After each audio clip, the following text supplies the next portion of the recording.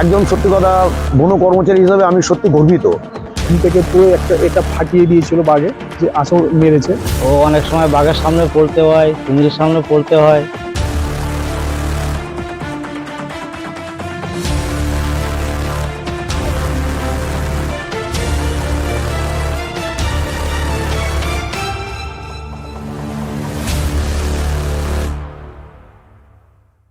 আমি যে অচেনা বাংলার কথা আপনাদের বলেছিলাম, তার আমাদের প্রথম এপিসোড সুন্দরবন নিয়ে। এই অজানা সুন্দরবনকে আপনাদের সামনে উপস্থাপন করবেন, অজানা তথ্য তুলে ধরবেন আমাদের খুব কাছের এবং ভালোবাসার মানুষ শুভদীপ চক্রবর্তীর মশাই। হাই তন্ময়, বলো। আমরা এই যে সুন্দরবনকে নিয়ে প্রথম এপিসোডটা করতে চলেছি, বাংলার অজানা তথ্য তুলে ধরার জন্য সুন্দরবনকে নিয়ে আমরা কি কি তথ্য তুলে ধরতে পারি? দেখো, তোমার এই নতুন যে চ্যানেল, তোমার পরিচালনায় আমরা সুন্দরবনকে তো বহুভাবে দেখেছি, আমরা গেছি। চলো আমরা সুন্দরবনকে নিয়ে নতুন ভাবে একটু জানি। দেখো তন্ময়, আমরা সুন্দরবনকে কিভাবে চিনি? ধরো আমরা যখন সুন্দরবনে ঘুরতে যাই, তখন একটা লঞ্চের মধ্যে দিয়ে যখন নদী বক্ষের মাঝখান দিয়ে যাই, তখন দুপাশে আমরা ম্যানগ্রোভ অরণ্য দেখি এবং একটা সবুজ চিত্র আমাদের চোখের সামনে ফুটে ওঠে। তার মধ্যে বাড়তি পাওনা যদি হয় বাঘ, কুমির, হরিণ এবং অন্যান্য সামুদ্রিক প্রাণী। কিন্তু সুন্দরবনকে যদি তোমাকে চিনতে হয়, তাহলে কিন্তু সুন্দরবনে যে সমস্ত বনকর্মীরা কাজ করে, আধিকারিকরা কাজ করে, বা বাঘের শুমারি করার জন্য যারা যায়, তাদের কাছে তোমাকে পৌঁছতে হবে।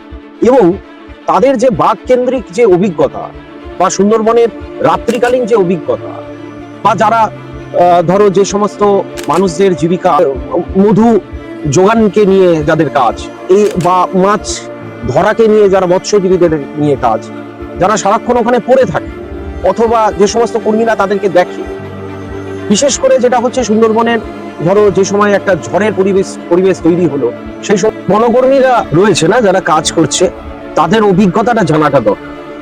তো তন্ময়, চলো এই বনকর্মীদের কথাবার্তা শুনি এবং আপনারাও দেখুন যে বনকর্মীরা কিভাবে সেখানকার জনজীবন এবং বন্য প্রাণীদের জন্য কাজ করে। চলো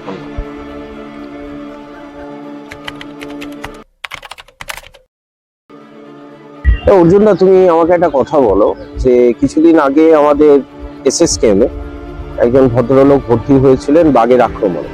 তো আমরা যেটা সাধারণ মানুষরা জানি যে বাঘের আক্রমণে খুব একটা মানুষ বেঁচে থাকে না। তো সেখানে এরকম কোনো মানুষকে তুমি কি দেখেছো, বা ওই ভদ্রলোক কেমন আছেন যিনি বাঘের আক্রমণে আক্রান্ত হওয়ার পরও বেঁচে আছেন, অথবা তার শারীরিক অবস্থা ঠিক আছে বা রিকভার করেছে, অথবা তিনি এখন সাধারণ জীবনযাপন করছে? এই অভিজ্ঞতাটা তোমার কাছে কেমন সুন্দরবনে একজন বনকর্মী হিসেবে? হ্যাঁ, আমি আমার সুন্দরবনের চাকরি ক্ষেত্রে, সুন্দরবন টাইগারের চাকরি ক্ষেত্রে আমি দেখেছি। যখন আমি দোবাগিতে পোস্টিং ছিলাম, তখন আমি দেখেছি কোনো বাঘের মুখে আহত হয়েছিল, সেখান থেকে ফিরে এসছে সে। আমার সেই মানুষের সঙ্গে আমার কথা হয়েছে এবং ইনজিওর হয়েছে, গলাতে পুরো এখান থেকে পুরো এটা ফাটিয়ে দিয়েছিল বাঘে, যে আঁচড় মেরেছে। তার থেকে ছেড়ে এসছিল আমাদের দেখা। সেই লোকের যে অ্যাক্সিডেন্ট হয়েছিল, সেই ওনাকে নিয়ে হসপিটালে পাঠানোর ব্যবস্থা করা হয়েছিল আমাদের বন দপ্তর থেকে। এবং বন দপ্তরের ইয়ের থেকে আমাদের বোট থাকে, তো বোট দিয়ে আমরা হসপিটালে পাঠানোর ব্যবস্থা করেছি। ওনারা তো সাধারণত মাছ ধরতে আসে নদী নালাতে থেকে, তা আমরা তো নিষিদ্ধ এলাকা আছে, তা সত্ত্বেও ওনারা বাধাগ্রস্ত মানে না। সেই অবস্থা ওরা সুন্দরবনে চলে যায়। চলে যাওয়ার পর ওনারা সেইভাবে বাঘের সঙ্গে একটা এমন জায়গায় ওরা পৌঁছে যায়, বাঘ আর মানুষের মধ্যে এক হয়ে যায়। যাওয়ার পরে ওরা অ্যাটাক করে দেয়। তাও ওর মধ্যে কোনো রকমের বেঁচে ফিরে আসে কয়েকজন, তবে বেশিরভাগ ফেরে না। মানে এয়ার ধরা যায়, যদি 10 জনকে ধরে একজন ফিরল, এরকম পরিস্থিতি আমরা দেখেছি। আমাদের চোখের সামনে চোখের সামনে হয়, বডি নিয়ে চলে আসছে, পেশেন্ট নিয়ে চলে আসছে। সেই সব পেশেন্ট আমরা দেখেছি, তাদের সঙ্গে কথা বলেছি, পেশেন্টদের সঙ্গে আমারও কথা হয়েছে। আচ্ছা, সুন্দরবনে আমরা একটা জিনিস শুনেছিলাম যে কামটের আক্রমণ, তো যারা মিল শিকারীরা যায় তারা প্রতিনিয়ত বলে যে আমরা কামটের আক্রমণে আক্রান্ত হই। এখনো কি সুন্দরবন এই দিক থেকে নিরাপদ? তোমার কি মনে হয়?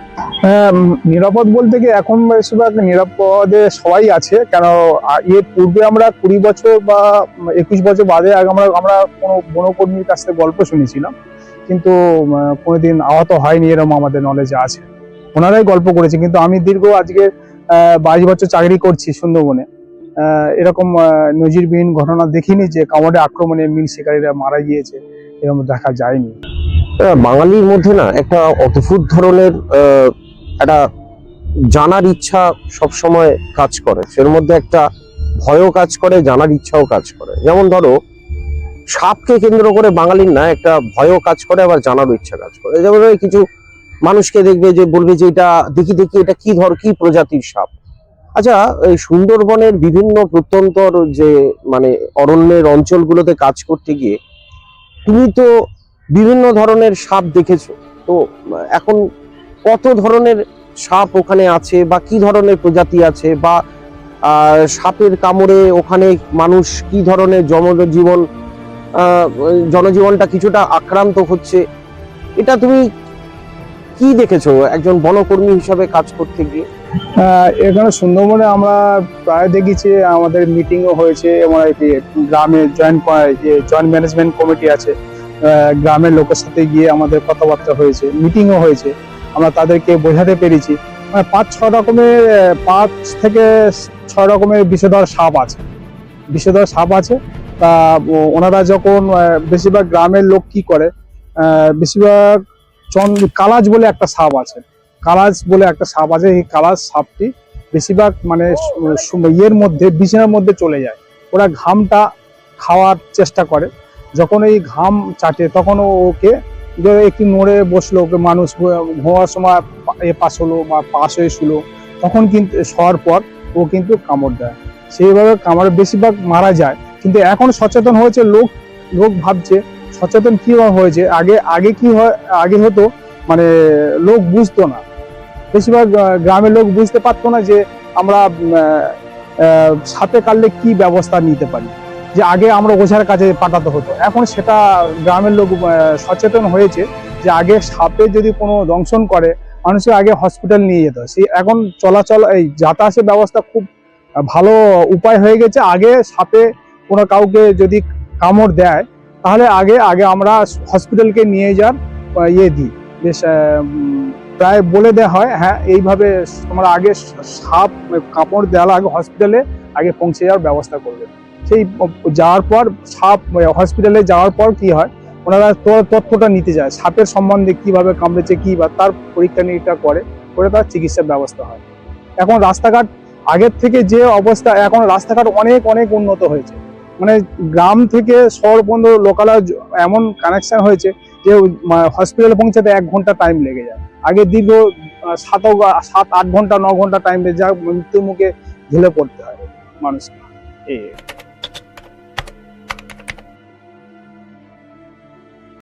আপনাদের সামনে আমরা উপস্থাপন করেছি আমাদের সুন্দরবনের বহুদিনের অভিজ্ঞতা সম্পন্ন একজন কর্মী, গণেশ চন্দ্র মণ্ডল।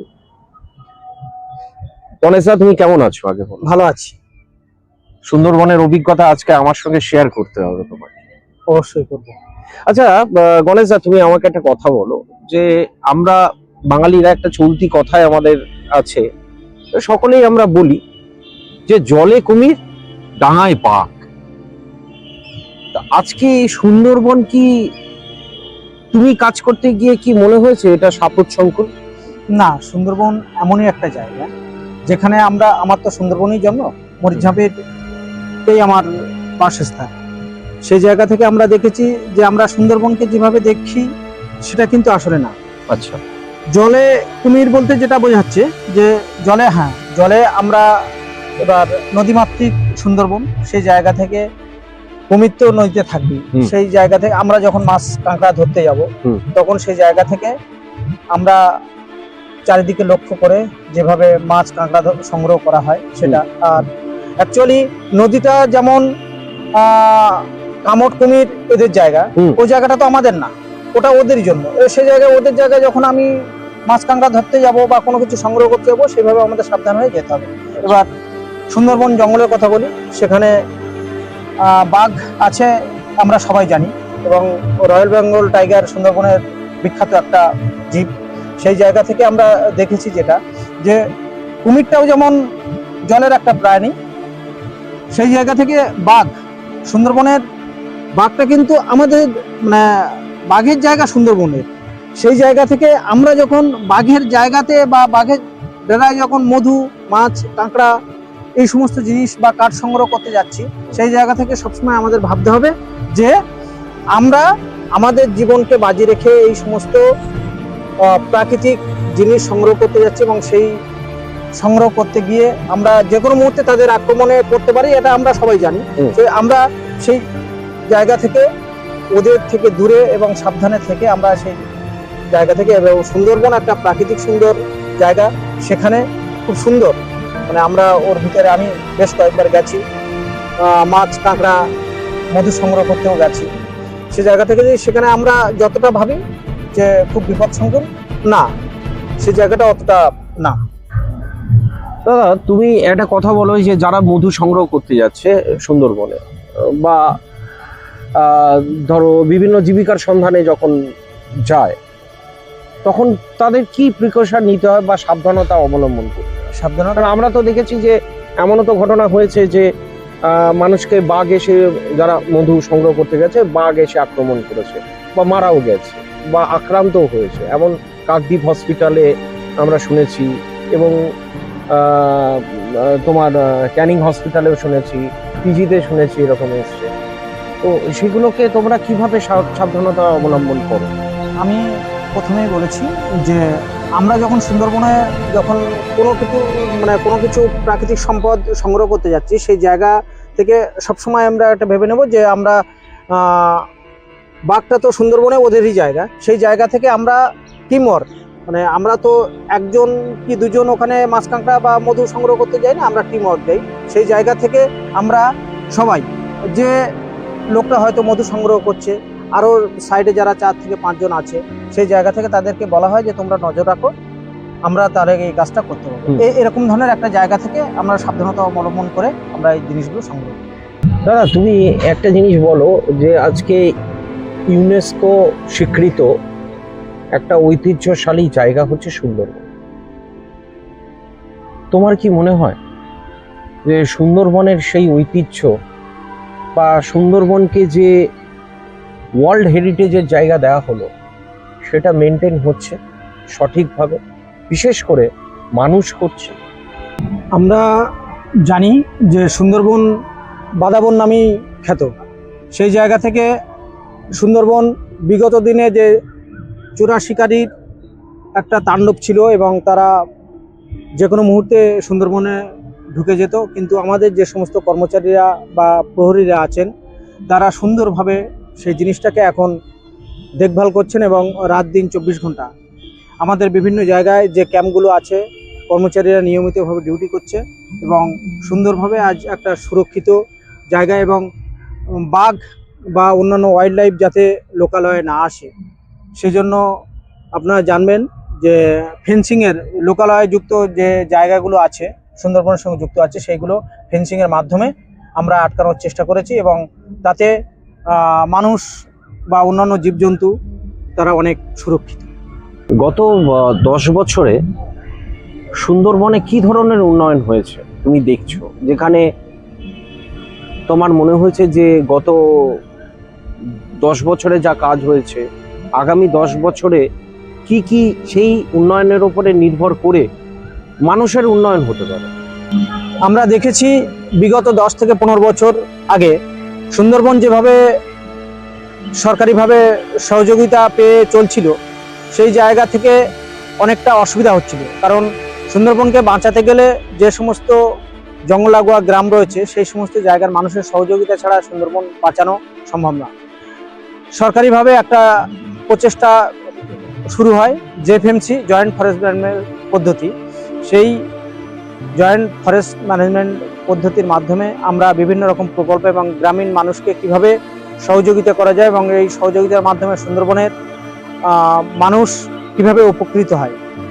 বিভিন্ন রকম প্রকল্প চালু করা, তাদের আর্থিক সহায়তা প্রদান করা এবং সেলফ হেল্প গ্রুপ চালু করা, তাতে দেখা গেছে যে সুন্দরবনের মানুষ অনেক উপকৃত এবং তারা সুন্দরবন থেকে বিভিন্ন যে সমস্ত চোরা শিকারী বা অন্যান্য যে সমস্ত শিকার আছে সেগুলো থেকে অনেক দূরে সরে যায় এবং সুন্দরবনকে পরিচালনা করার জন্য তারা বিভিন্নভাবে সহযোগিতা করেছে। আমরা আগামী দিনে পরিকল্পনা আছে যে প্রাকৃতিক সম্পদ সুন্দরবনের, সেই সম্পদগুলো আহরণ করে যাতে আরও মানুষকে কাছে টানা যায় এবং সুন্দরবনকে সুরক্ষিত করা যায়, সেটা সরকারিভাবে একটা প্রচেষ্টা নেওয়া হচ্ছে এবং আশা করি এই প্রচেষ্টার মাধ্যমে আমরা সফল হব।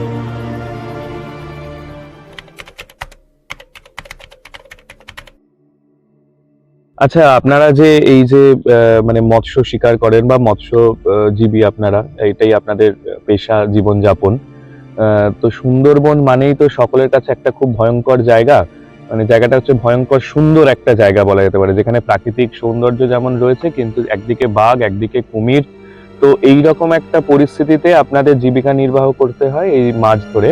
তো সেই মাছ ধরতে গিয়ে এমন কোনো অভিজ্ঞতার শিকার হয়েছেন কি যেটাতে মনে হয়েছে যে মানে একটা রোমাঞ্চকর কোনো অনুভূতি বা কিছু? সুন্দরবনে কাজ করতে গেলে তোমার অনেক সময় বাঘের সামনে পড়তে হয়, কুমিরের সামনে পড়তে হয়, আবার সাপের মুখেও পড়তে হয়, সবকিছু দেখে শুনে কাজ করতে। আচ্ছা, মানে আপনি নিজে কোনোদিন মানে ধরুন যে হয়তো সামনে থেকে কুমির দেখলেন বা দেখছেন হয়তো দূর থেকে বাঘ যাচ্ছে, এরকম কোনো পরিস্থিতি বা সেরকম কি মনে হয় তখন দেখলে পরে? তখন দেখলে একটু ভয় লাগে, কিন্তু দূরে থাকলে তো কোনো অসুবিধা হয় না, কিন্তু কাছে থাকলেই তো প্রচুর ভয় লাগে। ও এমন জিনিস, ওর সামনে পড়লেই মানে তোমার জ্ঞান থাকবে, এরকম একটা জিনিস। দূরে থাকলে তুমি বাঁচতে পারবে, আর যদি কাছে থাকো তাহলে খুব অসুবিধা। সাপের তো একটা বিশাল ভয় আছে সুন্দরবনে। হ্যাঁ হ্যাঁ, মানে বিষধর সাপ দেখেছেন মাছ ধরতে গিয়ে বা কোনো সময় জালে উঠেছে? জালে না, ওগুলো গাছে থাকে। কি কি ধরনের সাপ ওগুলো? ওগুলো তো প্রচুর কালো, কেউটে সাপ বলে। আচ্ছা, ওইগুলো থাকে গাছের উপরে। জঙ্গলে কাজ করতে গেলে তোমার যখন ছোট ছোট ঝড়ায় ঢুকতে হয় তখন ওই গাছের উপরে থাকে ওগুলো। কখনো সামনে পড়ে, কখনো দূর থেকে চলে যায়, দেখাও হয় না, এরকম। কালাজ দেখেছেন?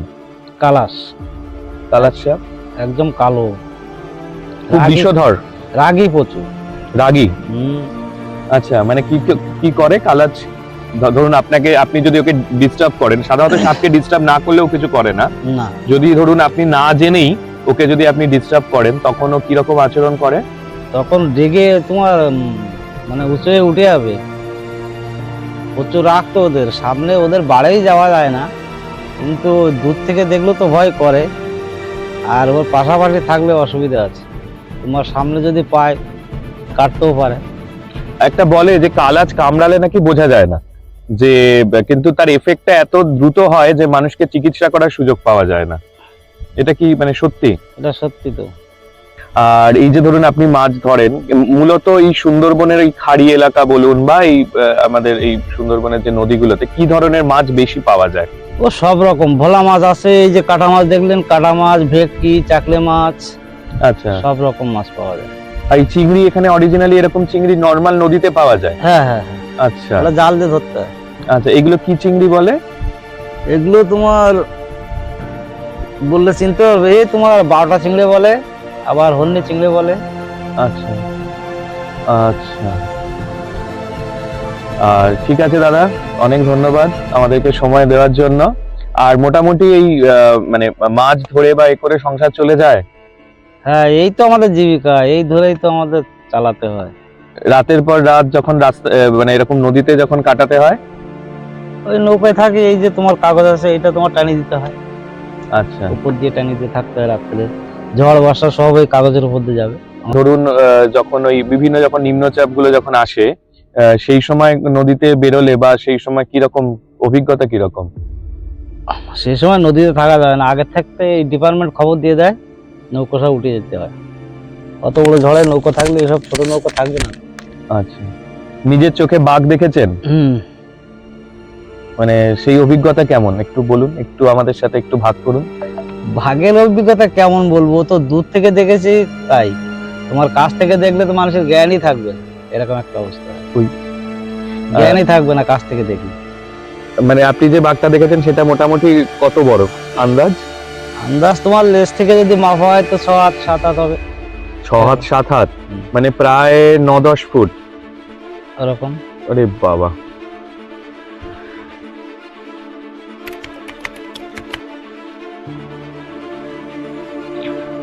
দাদা, আমি শুনলাম যে আপনার বাবা কুমিরের আক্রমণে উনি মারা যান আর কি। তো ঘটনাটা অত্যন্ত দুঃখজনক একটি ঘটনা। তো সেই মানে ঘটনা যদি একটু আমাদের সাথে সেই অভিজ্ঞতা আপনি একটু ভাগ করে নেন, কিভাবে সেই ঘটনাটা ঘটলো। নমস্কার স্যার, আমার নাম বরুণ কুমার পাল, বাবার নাম ঈশ্বর লালমোহন পাল, বাড়ি বনশ্যামনগর।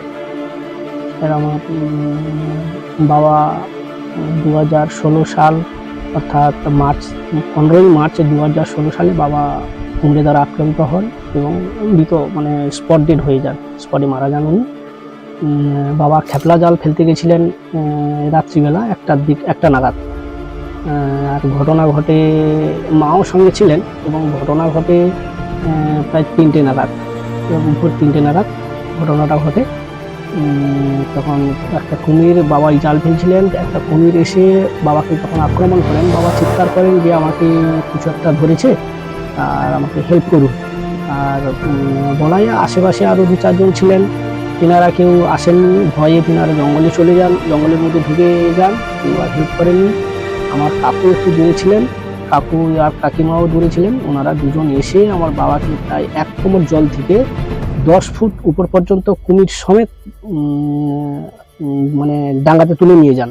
কুমির বাবার পায়ে ধরে রাখেন, ডান পায়ে ধরে রাখেন। তারপরে কুমির 10 ফুট ডাঙ্গাতে উঠে যাওয়ার পর কুমির ছেড়ে আবার জলে নেমে যান। তখন আমার বাবা কিন্তু জীবিত আছে, পায়ে ধরেছিলেন, ডান পায়ে আঁঠুতে ধরেছিলেন। ছেড়ে যাওয়ার পরে কাকু কাকিমা ওই এতটা দূর টেনে আনার পর একটু দুর্বল, মানে ক্লান্ত হয়ে যায়। তখন ওখানে সবাই বসে থাকে, বাবাও ওখানে শুয়ে আছে আর উঠে দাঁড়াতে পারছে না, আর কাকু ক্লান্ত হয়ে গেছে, ওখানে বসে আছে। পরে ফের বসে থাকায় আবার মিনিট 5-7 পরে কুমির ফের আবার আক্রমণ করে। ফের আবার কুমির ওই 10 ফুট ডাঙ্গা পর্যন্ত কুমির উঠে আসে। উঠে আসার জন্য আমার কাকু কাকিমা দুজন একটু বাবাকে সরাতে যায়। সেই সময় লেট হয়ে যাওয়ার ফলে বাবাও ওঠার চেষ্টা করেছিল। সেই সময় বাবার ডান পাটা তো চোট হয়ে গেছে, সেইখানে বাবা না উঠতে পারার জন্য বাবা উল্টে অন্যদিকে বিপরীত দিকে পড়ে যায়। কুমির সেই মুহূর্তে বাবার মাথা দিয়ে চোট দেয়, বাবার মাথায় হচ্ছে কামড় দিয়ে দেয়, দিয়ে আবার কুমির ছেড়ে চলে যায়। কুমির টেনে নিয়েও যায়নি, স্পটে বাবাকে ছেড়ে দিয়ে চলে যায়। সেইখানে বাবা মারা যান স্পটে। এবং আমার গ্রামের চিৎকার চেঁচামেচিতে ভোরের দিক নাগাদ প্রায় তখন 4টে আরও বেজে যায়। গ্রামের মানুষ পরে আওয়াজ, চিৎকার চেঁচামেচি শুনে গ্রাম থেকে মানুষ গিয়ে বাবাকে যখন তোলা হয় তখন বাবার হচ্ছে পুরো গায়ে পুরো কাদায় ভর্তি। তখন সেই সময়টা হচ্ছে সবাই পরিষ্কার করে, জল দিয়ে ধুয়ে পরিষ্কার করে ডাঙাতে তুলে আনে এবং আমাদের একটা পাড়ার মোড়ে ওখানে রাখা হয়। এবং আমি বাড়িতে ছিলাম না, আমি ওই দিন একটু দূরে ছিলাম। রাত্রিতে ভোরে খবর পেয়ে আবার সকালবেলা আমি চলে আসি। এসে যখন দেখি এই অবস্থা, পরে ফের হসপিটালে সঙ্গে সঙ্গে আমার পাথর প্রতিমা হসপিটাল নিয়ে যাওয়া হয়। হসপিটাল থেকে আবার ওখানে বললো যে থানাতে জিডি করতে হবে, তাই আবার হসপিটাল থেকে থানায় নিয়ে আসা হলো। থানা থেকে আবার চিঠি কাগজ নিয়ে আবার হসপিটালে চিকিৎসা করা হলো। সেখানে বললো যে মৃত। সেই মৃত অবস্থায় আবার ফের থানায় দিয়ে বাবাকে পোস্টমর্টম করানো হয়। পোস্টমর্টমের পরে ফের পোস্টমর্টম হয়ে সন্ধ্যার সময় বাবাকে দাহ করানো হয়। তারপরে এই কাজে আমরা মোটামুটি এইভাবে আমরা বাবাকে হারিয়ে ফেলেছি। এবং আমরা 5 ভাই বোন, 2 বোন আর 3 ভাই, আমরা 5 জন। আমি ভাইদের মধ্যে বড় এবং আমার উপরে 2 জন দিদি আছে, তেনাদেরকে বিয়ে দেওয়া হয়ে গেছে। আমি 2016 সালের ঘটনা, সেই থেকে এ পর্যন্ত মানে খুব যোগাযোগ চারদিকে করি, যাতে কিছু সরকারি কিছু দান, যাতে আমাকে কিছু সাহায্য করা হয়, অর্থ সহযোগিতা করা হয়। সেই দিক থেকে সরকারি দিক থেকে আমি মোটামুটি মৎস্যজীবীর দিক থেকে আমি 2 লক্ষ টাকা পেয়েছিলাম। তারপরে সরকারি একটা ঘোষণা হয় যে আহত ফ্যামিলি মানে মৃত ফ্যামিলি অ্যাটাক ফ্যামিলিতে বাঘ কিংবা কুমির দ্বারা আহত ফ্যামিলিকে একটা কাজ দেওয়া হবে, যাতে তাদের পরিবার স্বচ্ছভাবে চলতে পারে। সেইভাবে একটা কাজ মোটামুটি আমাকে সরকারের তরফ থেকে দেওয়া হয় এবং আমি আমার মাকে নিয়ে আমার কাছে আছি। আমার মা আমার কাছে এখনও আছে। আমার ফ্যামিলিতে এইভাবে সংসার মোটামুটি সরকারের অশেষ ধন্যবাদ সরকারকে, কারণ আমাকে একটা কাজ দেওয়ার জন্য আমি এইভাবে মোটামুটি আমার সংসারটাকেও চালাতে পারছি কাজটা দেওয়ার জন্য। যাই হোক, আমাকে একটা বন দপ্তরে আমাকে একটা কাজ দেওয়া হয়, ফরেস্ট ভলেন্টিয়ারের একটা পদ দিয়েছেন আমাকে, সেই পদে আমি এখন কাজ করছি। এই নিয়ে আমি আমার ভালোভাবে সংসারও চালাচ্ছি। এই নিয়ে আমি সরকারের কাছে অশেষ অশেষ ধন্যবাদ আমাকে এইটুকু হেল্প করার জন্য। মানে আরো খারাপ লাগছে এটা ভেবে যে আপনার বাবাকে কিন্তু কুমিরের আক্রমণের পরেও হয়তো বাঁচানো যেত, কারণ পায়ে আঘাত করেছিল, কিন্তু তখন আপনার যে কাকু কাকিমা আপনি বললেন তারা তাকে জল থেকে তুলে আসলে কুমিরের সাথে লড়াই করতে গিয়ে তো একটু পরিশ্রান্ত হয়ে গিয়েছিল, তো সেই জায়গায় দাঁড়িয়ে মানে তারা যদি আরেকটু আপনার বাবাকে নিয়ে যদি গ্রামের ভিতরের দিকে ঢুকে যেতে পারতেন তাহলে বোধহয় আপনার বাবাকে বাঁচানো সম্ভব হতো, তাই তো? কিন্তু মানে সেটা একটা তো খারাপ লাগা কাজ করছে নাকি? খারাপ লাগা কাজ বলতে আমি আমার কাকু কাকিমা যে এইটুকু পর্যন্ত যে আমার বাবাকে বাঁচানো যায়নি, কিংবা যে কাকু কাকিমা পারলে হয়তো করতে পারতেন, কিন্তু ওনাদের যে অবস্থা, আমার এমনি কাকু দুর্বল, খুব শরীর জীর্ণ শরীর, রোগা একদম, অসুস্থ ছিলেন কাকু, অসুস্থও ছিলেন। সেই অবস্থায় তবু জলে 10 ফুট প্লাস ডাঙাতে 10 ফুট অর্থাৎ 20 ফুট ডিস্টেন্স থেকে একটা কুমির সহ আমার বাবাকে টেনে এনে যে ক্লান্ত হয়ে গেছেন, এর জন্য হয়তো কাকু কাকিমা পারে না। কিন্তু যদি আরও পাশ থেকে যদি যে সমস্ত লোকেরা পাশাপাশি ছিলেন, ইনারা যদি আর 1-2 জন যদি হেল্প করতেন, হয়তো বাবাকে বাঁচানো যেত, মানে হয়তো নয়, পুরোপুরিভাবে বাবাকে বাঁচানো যেত। কিন্তু আর পাশ থেকে আর কেউ আসে না বলে কাকু কাকিমা তো ক্লান্ত হয়ে গেছে, আর হয়ে তো বসে গেছে, আর তাই আর পারছেন না যে টেনে তুলে আনি, কারণ আমার বাবার যথেষ্ট শরীর ফিগার, যথেষ্ট ওয়েট ছিল। বাবাকে টেনে আনার মতো এরকম ক্ষমতা যে কাকুর সেই মুহূর্তে হয়েছে, এতেই কাকুর কাছেও ধন্যবাদ যে আমার বাবাকে টেনে এত দূর পর্যন্ত তুলে এনেছে, যে স্পটে আমার বডি মানে বাবাকে পরে যে কুমিরটা যে উঠ পেতে ছিল যে ফের যে আক্রমণ করবে, সেটা কাকু কাকিমাও বুঝে উঠতে পারছিলেন না। ফের যখন তুলে আনলেন, কুমিরটা উঠে এলেন, সেই মুহূর্তে যে ফের আক্রমণ করবে তো ওনারা তো বুঝে উঠতে পারেন না। কিন্তু পরে যখন কুমির আক্রমণ করলেন, সেই মুহূর্তে কাকু কাকিমারও আর করার কিছু ছিল না, কারণ ওনারাও জানে যে কুমির ওনাকে আক্রমণ করেছে, ফের যদি আক্রমণ ওনাকে ছেড়ে যদি আবার অন্য কাউকে আক্রমণ করে, সেই কারণে ওনারাও আর ততটা মানে ভয়ে এগোতে পারছেন না।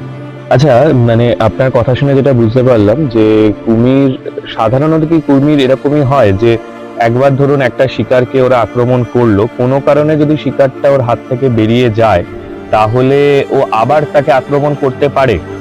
হ্যাঁ, কুমির তো ও তো তার জানে যে আমার শিকার ছেড়ে গেছে, মানে আমি যদি এখানে থাকি কিংবা দেখি যে আমার শিকার এখনো পর্যন্ত কাছাকাছি কোথাও আছে, ও দেখে নেওয়ার পরে আবার ফের আক্রমণ করার চেষ্টা করে যে ওই শিকারটা তো কাছাকাছি আছে, যেভাবে ওই শিকারটাকে আমাকে ধরে আমাকে তো শিকারটা নিতে হবে, কারণ শিকার না নিলে আমিও বাঁচবো কি করে। সে যখন মুখের কাছে একটা শিকার পেয়েছে, ছেড়ে যাওয়ার মতো নয় যে আমি শিকার একবার ছেড়ে গেছে মানে আমি আবার পিছিয়ে যাবো, তা নয়।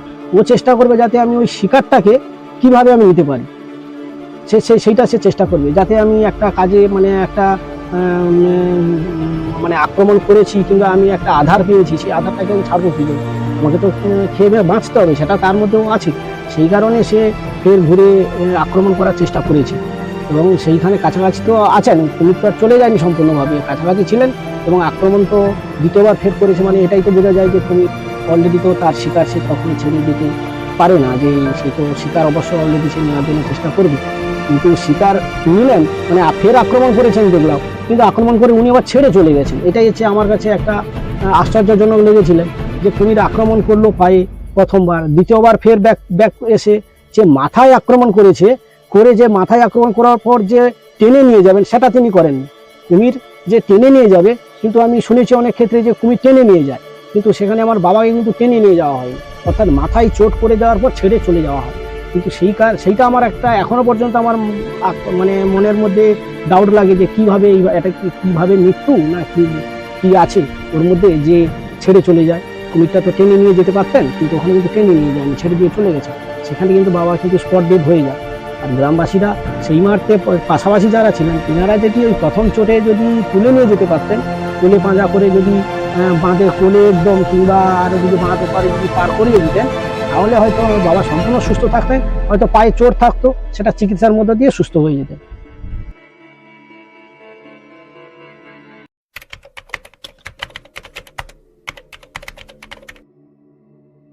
আমরা আমাদের মাঝখানে পেয়ে গেছি এমন একজন মানুষকে যারা সুন্দরবনকে সংরক্ষিত রাখে, সুন্দরবনকে রক্ষা করে, এবং তারা কখনো কখনো বাঘের সঙ্গে লড়াই করে, কখনো কখনো চোরা শিকারীদের সঙ্গে লড়াই করে, আবার কখনো নিজেদের সঙ্গেও লড়াই হয়, কারণ প্রকৃতির যে দুর্যোগপূর্ণ পরিস্থিতি তার সঙ্গেও তাদেরকে নিজেদের সঙ্গেও লড়াই করতে হয়।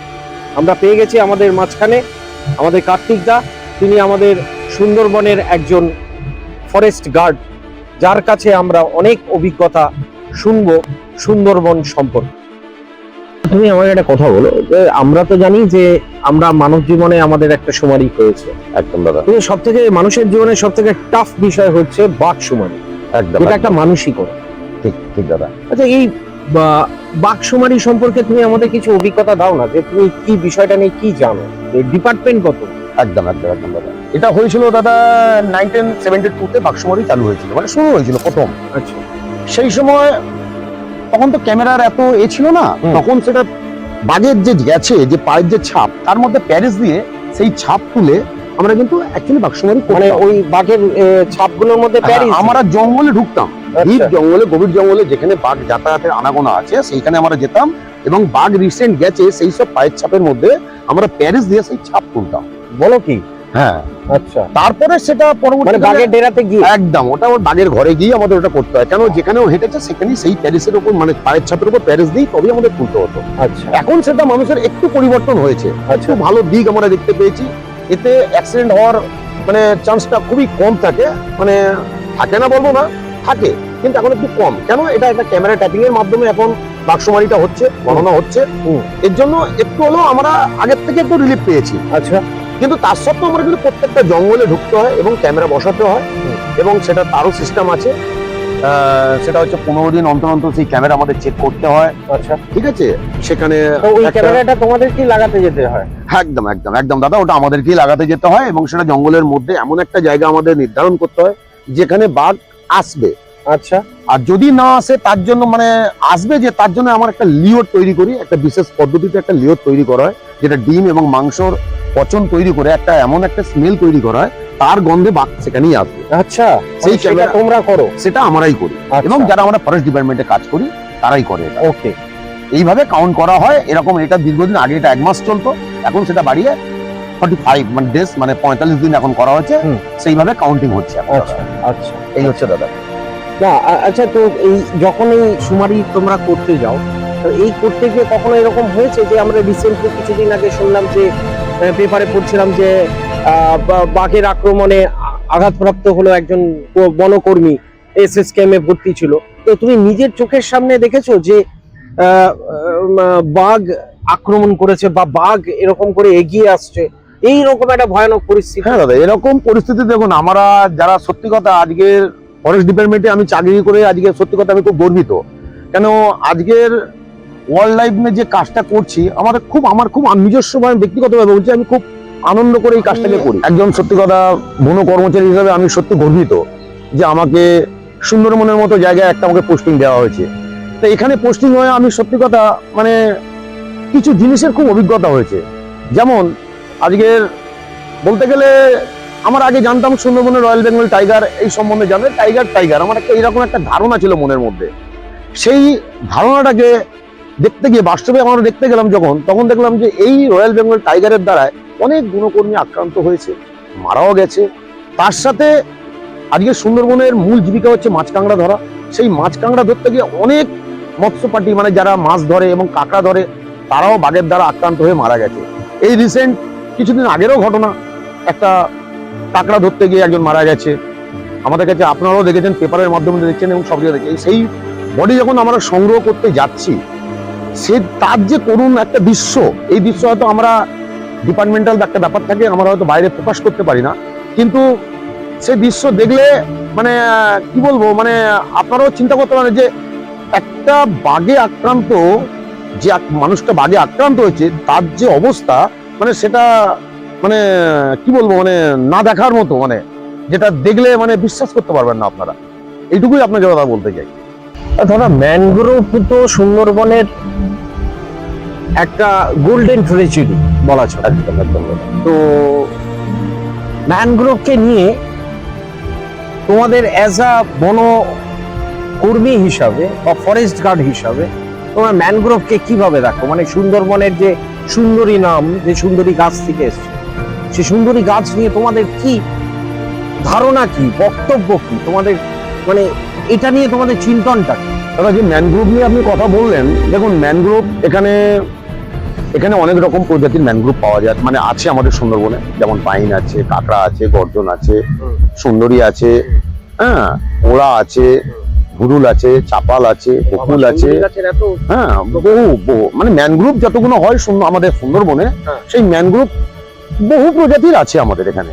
এরকম কত সংখ্যায় হতে পারে?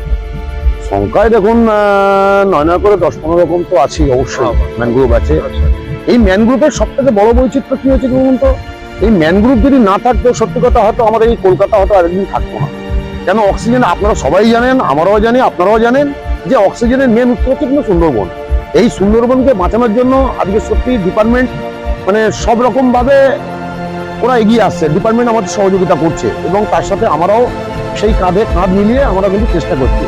যেমন নতুন করে প্লান্টেশন তৈরি করা, নতুন করে নার্সারি করে সেই প্লান্টেশন লাগানো হচ্ছে নদীর চরে। সেই নদীর চরে সেই গাছ বড় হলে এই যে নানা রকম দেখছেন আপনারা, যে এই যে ঝড় যে আসছে, যেগুলো আসছে সেগুলো অ্যাকচুয়ালি দেখুন, প্রথম প্রতিরোধটা যদি কেউ গড়ে তোলে সেটা হচ্ছে ম্যানগ্রোভ গড়ে তুলছে।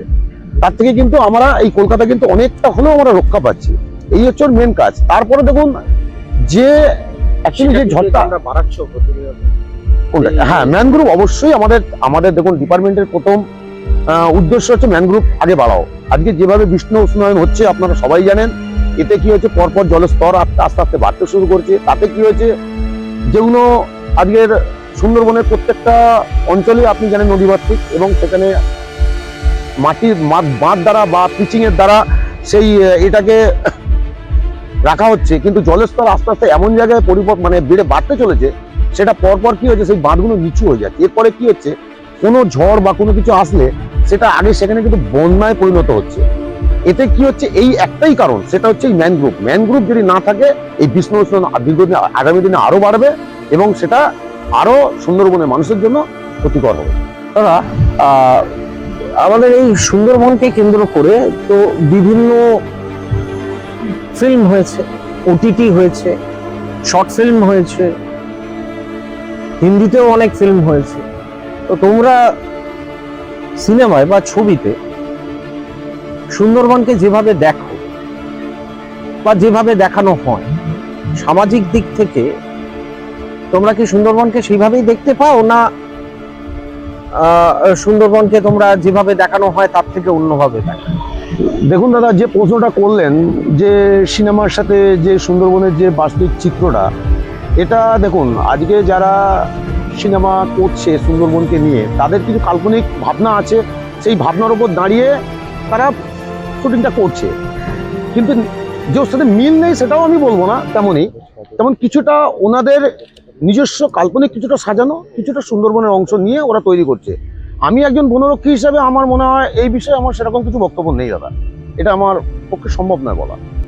কার্তিক দা, হ্যাঁ দাদা, ফরেস্ট গার্ড হিসাবে তুমি তো অনেক বছরের চাকরি অতিবাহিত করে ফেলে। একদম দাদা। জীবনের প্রথম জীবনে যখন ফরেস্ট গার্ড হিসাবে ঢুকেছিলে আর আজকে যে ফরেস্ট গার্ড হিসাবে দাঁড়িয়ে আছো, এই কার্তিক দার ব্যক্তিত্বের কি পরিবর্তন হয়েছে? একদম দাদা, সেটা অবশ্যই বলবো। যখন আমি যেহেতু কলকাতায় বড় হয়েছি, আমি কলকাতা থেকে যখন সুন্দরবন আমাকে প্রথম পোস্টিং দেওয়া হলো, আমি জঙ্গলটাকে তখন মানে যদি বাঘের জঙ্গলে নামি, আমার তখন মনে হতো যে কখন উঠবো ওখান থেকে, মানে বুকের মধ্যে একটা আলাদা ভয়, আলাদা ফিলিংস কাজ করতো যে জঙ্গলে আমি উঠে বেরিয়ে আসবো। আমার মনের মধ্যে একটা আলাদা ভয় সৃষ্টি হয়েছিল। কিন্তু পরপর আমি দেখলাম ওখানে যারা দীর্ঘদিন সুন্দরবনে যারা আজকে কাজ করছে, তারা একটা ডিএল হতে পারে, পিডিএল হতে পারে, যে কোনো স্টাফ হতে পারে, তাদের মাধ্যম দিয়ে যখন আমি জঙ্গলে যাওয়া শুরু করলাম, তখন দেখলাম ওরা কিছু নিয়ম আমাদেরকে শেখালো যে জঙ্গলে চলতে গেলে এইভাবে দাদা চলতে হবে, এইভাবে চললে আপনার সেফটি আছে। সেই চলতে চলতে চলতে চলতে আজকে জঙ্গল সত্যি আমরা চিনে গেছি, জঙ্গল বুঝে গেছি। এবং জঙ্গলে যেটা মেন আমাদের মেনে চলি আমরা খুব, সেটা হচ্ছে আমাদের বনদেবীর আমাদের একটা জায়গা আছে, একটা ঠাকুরের একটা ব্যাপার আছে।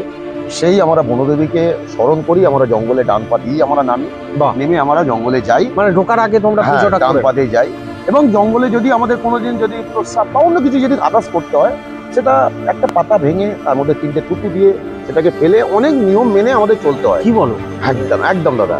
এবং তারপরে জঙ্গলে চলতে গেলে কিছু কিছু দেখুন নিজস্ব অভিজ্ঞতাও একটা মানে এখানে শেয়ার করছি। কিরকম, ধরুন আমি জঙ্গল দিয়ে যাচ্ছি, যেতে যেতে ধরুন আমার ডান দিকে বড় জঙ্গল, আমার বাঁ সাইড হচ্ছে মানে অ্যাকচুয়ালি রিভার এরিয়া, মানে জলের একটা নদী আছে। তাহলে জঙ্গল মেন আমার ডান দিক। আমি ডান দিক যখন যাচ্ছি, আমি দুপা এগোলে আমি দেখছি দুপা এগোলে আরেকটা আমার একটা বড় গাছ আছে। তাহলে আমি দুপা এগিয়ে যদি আমাকে দাঁড়াতে হয় বা কোনো কথা বলতে হয়, তাহলে এই গাছের সাপোর্টটা নিয়ে আমি কথা বলবো। যদি কোনোদিন অ্যাক্সিডেন্ট হওয়ার চান্সও থাকে, যদি কোনো অ্যাটাকও করে, তাহলে সে আমাকে ডাইরেক্ট পাবে না, সে গাছটা নিয়ে পাবে আমাকে। তাহলে আমি কি অ্যাটাকের হাত থেকে বাঁচার একটা সেই জায়গা পেয়ে যাবো। কিছুটা সময় হলো, 2 সেকেন্ড হলেও আমি সময় পাবো তার সাথে লড়াই করা। তা সেই রকম অভিজ্ঞতা আজকের, তখন ছিল একটা অন্য অভিজ্ঞতা, আর এখন এই সময়ে এসে আমার সেই অভিজ্ঞতা একটা অর্জন হয়েছে যে কীভাবে জঙ্গল চলতে হয়। আমি সেই অভিজ্ঞতা প্রত্যেকটা স্টাফের মধ্যে শেয়ার করি যে তোমরা এইভাবে চলো, এইভাবে চললে তোমাদের বেটার হবে, এইটুকুই দাদা। আচ্ছা, আমাকে একটা কথা বলো। আমি এটা শুনেছিলাম কিছুদিন আগে, একটা চ্যানেল বেশ কিছুদিন আগে তো বলেছিল যে সুন্দরবনে রাত্রিকালীন একটা আলোর রেখা দেখা যায়, যে আলোর রেখাটার কাছে আমরা যখন পৌঁছাই, আলোর রেখাটা চলে যায়, বলে সেটা শক্তি বা একটা দেবীর একটা অংশ। তুমি কি কখনো এরকম আলোর রেখার কথা শুনেছো কারোর কাছ থেকে, বা নিজের চোখে? শুনেছি অনেকের, কিন্তু আমি নিজের চোখে দেখিনি এটাকে। আমি শুনেছি অনেকে নিয়ে ভেতরে যায় ওই আলোটাকে দেখার জন্য, এরকম শুনেছো? হ্যাঁ, এতদিন কাজ করা কোনোদিন দেখতে পেয়েছো? না দাদা, আমি যেটা দেখতে পাইনি। শুনেছি অনেক পুরনো স্টাফের মুখ দিয়ে কথাটা শুনেছি, কিন্তু এখনো আমার সেই সৌভাগ্য হয়নি যে সামনাসামনি দেখা। তোমার ইচ্ছা আছে এরকম? ইচ্ছা তো দাদার অবশ্যই থাকে, সবারই ইচ্ছা থাকে। কি মনে হয় তোমার, কি কোনো আলোর রেখা না শক্তি না কি মনে হয়? তুমি স্টাফেদের কাছ থেকে কি শুনে? ওরা সঠিক কেউ কোনো কথাই বলতে পারে না, যে বলে একটা অলৌকিক বিষয় একটা বলবে ফরেস্টের মধ্যে। একদম একদম একদম দাদা। তো অনেক ধন্যবাদ দাদা, তোমার সঙ্গে কথা বলে খুব ভালো লাগলো। অনেকদিন পরে তোমার সঙ্গে দেখা হলো। আমরা আবার পুনরায় একদিন অভিজ্ঞতা সঞ্চয় করতে যাব। আশা রাখছি যে তোমার সঙ্গে আবার আমরা একদিন এমন কথাবার্তা হবে যেটা সেই বনের মাঝখানে হয়, তোমাদের বোটে বসে সেই অভিজ্ঞতার জন্য আমরা সত্যি খুব আপ্লুত হয়ে আছি। অসংখ্য ধন্যবাদ দাদা। থ্যাংক ইউ দাদা, ধন্যবাদ। আমরা দেখতে পেলাম যে আজকে আমাদের অচেনা বাংলায় কিছু মানুষের কথাবার্তা, যারা বিভিন্ন কর্মের সঙ্গে যুক্ত, বিশেষ করে সুন্দরবনের প্রত্যন্ত এরিয়ায়। কেউ বনকর্মী, কেউ অফিসিয়াল কর্মী, কেউ অন্যান্য পর্যায়ে সুন্দরবনকে কেন্দ্র করে কাজ করে। বিরাট কর্মকাণ্ড। আমরা আমাদের অচেনা বাংলায় আবার নতুন ব্যক্তিত্বদের নিয়ে আসব, নতুন আলোচনায় আপনাদেরকে আরো বেশি আনন্দ দেওয়ার জন্য, আরো কিছু জ্ঞান সহকারে সুন্দর মুহূর্ত আপনাদের কাছে শেয়ার করার জন্য। আমাদের অচেনা বাংলাকে আমরা আপনাদের কাছে আরো নতুন ভাবে প্রকাশ ঘটাবো। আমাদের একটাই অনুরোধ, আমাদের যে চ্যানেল, সেই চ্যানেলকে আপনারা শেয়ার করবেন, সাবস্ক্রাইব করবেন, সর্বোপরি দেখে আনন্দ উপভোগ করবেন। নমস্কার, চোখ থাকুক অচেনা বাংলায়, নতুন ভাবে নতুন রূপে।